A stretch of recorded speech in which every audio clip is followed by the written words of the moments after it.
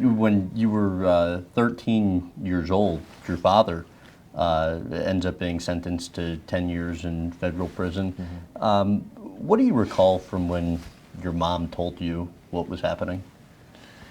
I remember, I was in Dallas, Texas, and I was at my auntie house, and I remember being upstairs playing, and I remember my mom walking in, closing the door, and was saying, "Hey, I need to talk to you. It's about your dad." And she broke the news to me, and I just remember just start crying, man.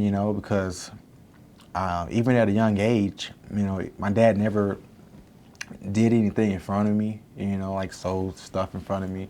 But I was 13, growing up in the town I grew up in, and I knew what was going on. Oh, you did? Like, yeah, I knew. I knew, my dad worked at Walmart. He got 5 cars, a couple houses, money.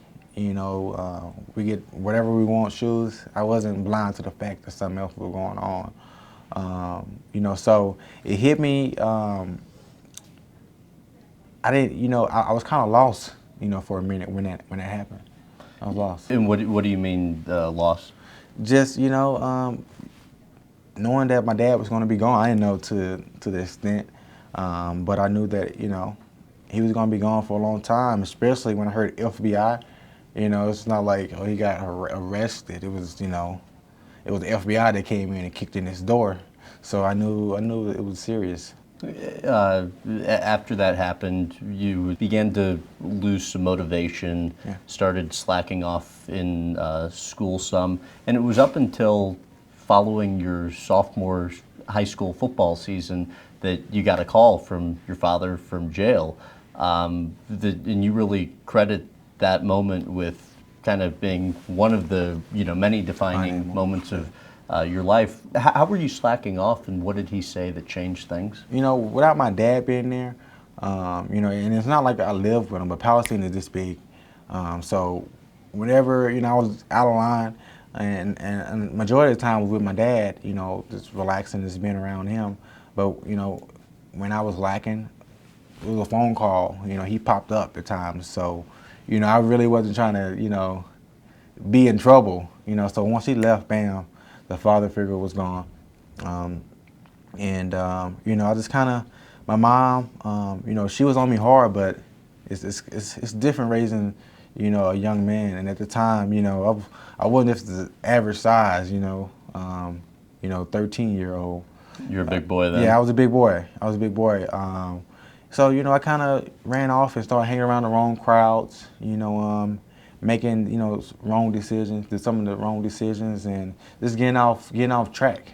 My 7th grade year, I played no football. I actually ended up going to alternative school. My first time ever trying marijuana. I actually brought some to school, a little joint. I ended up bringing it to school. I found in my uncle's shoebox that he had on his bed. I used to always see him put it under his box, under his bed. And I remember I was at his house one night. I went in, grabbed a little joint, put it in my pocket, made the dumbest decision I've ever made, and I took it to school. And me and my friend, one of my best friends at the time, we went into the school early before school started, and went in the bathroom, took one hit. And as we came out the bathroom, security was coming maybe 50 yards away, 50 feet away, down the hall. So as he walked by, and the kid that was with me, he was like 6'1". He was like that kid that was, you're gonna point him out.